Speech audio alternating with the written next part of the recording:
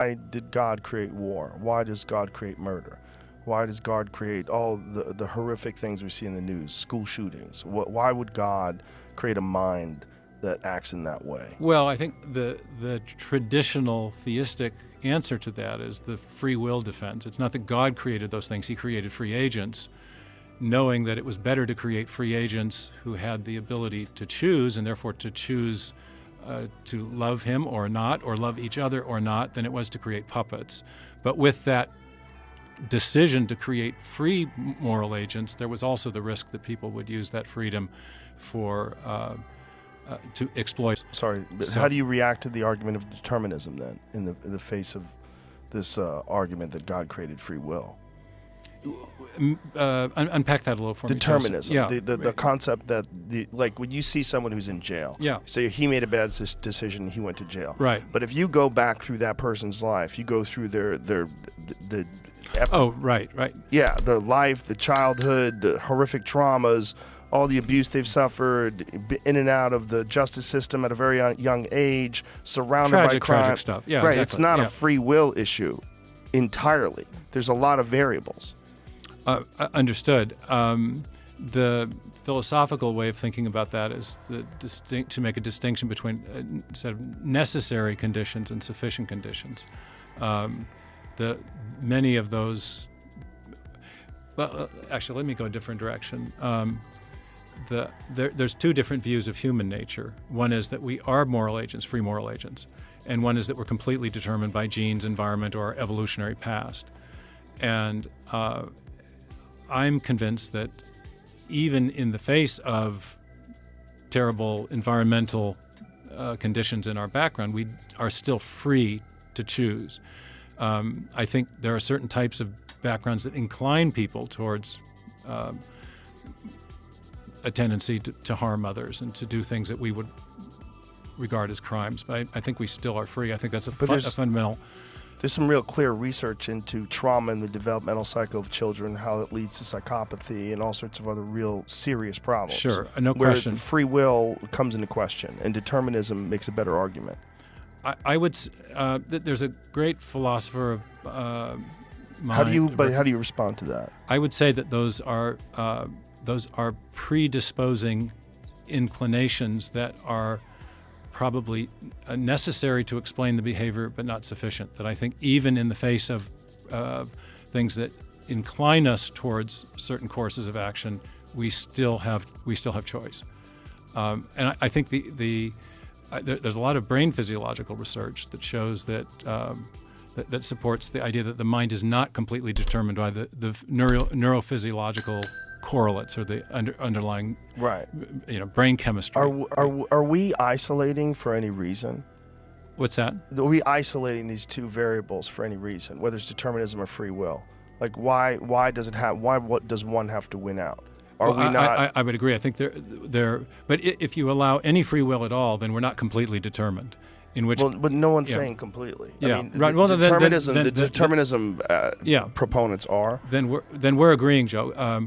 I once heard an excellent lecture from Berkeley philosopher of mind, John Searle, and he was the guy who did that famous Chinese room paradox. And what is that?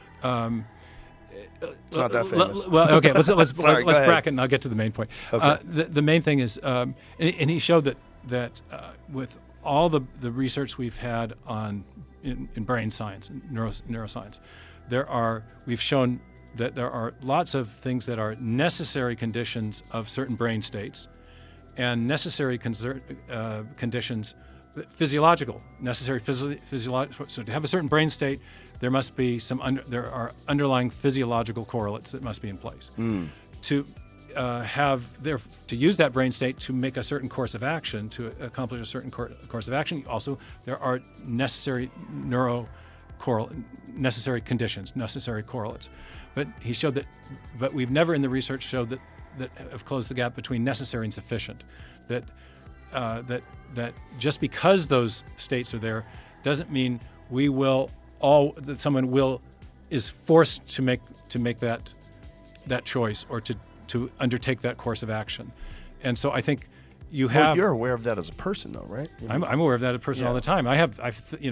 I wake up grumpy in the morning because I didn't get enough sleep, it doesn't mean I have to slap one of my kids. Of course, yeah. So, but that's why it's kind of a combination of the things. It is a combination, but in saying it's a combination, you and I are saying the same thing. Yeah. There's an element of agency that is retained. I would say for almost all people. I do think there are people who have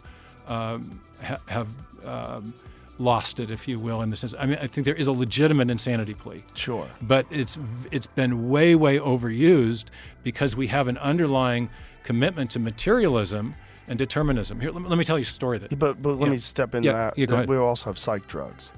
You know, there's a real issue with that as well. There's a lot of people that are on medications, and medications have horrible side effects and unintended effects, and there's a lot of that as well. Yeah, I agree. I'm a big fan of the work of Jeffrey Schwartz, the UCLA psychiatrist, has written the book "You Are Not Your Brain," and he shows that those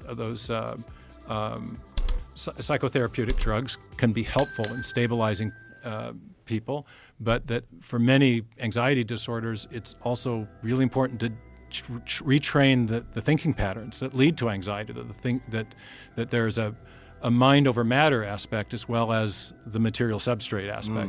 And I think you and I are saying the same thing effectively, that if you say there's a combination of factors involved and one of them is our own human agency, then we're saying that we retain free will even in the face of predisposing materialistic factors. If I could, a story, okay? Because we're getting pretty heady and philosophical. Yeah, it's all good. So, it's good stuff. 1925 is the famous Scopes trial with Clarence Darrow. The year or two before that, I can't remember the exact year, there's a famous Leopold and Loeb case in Chicago.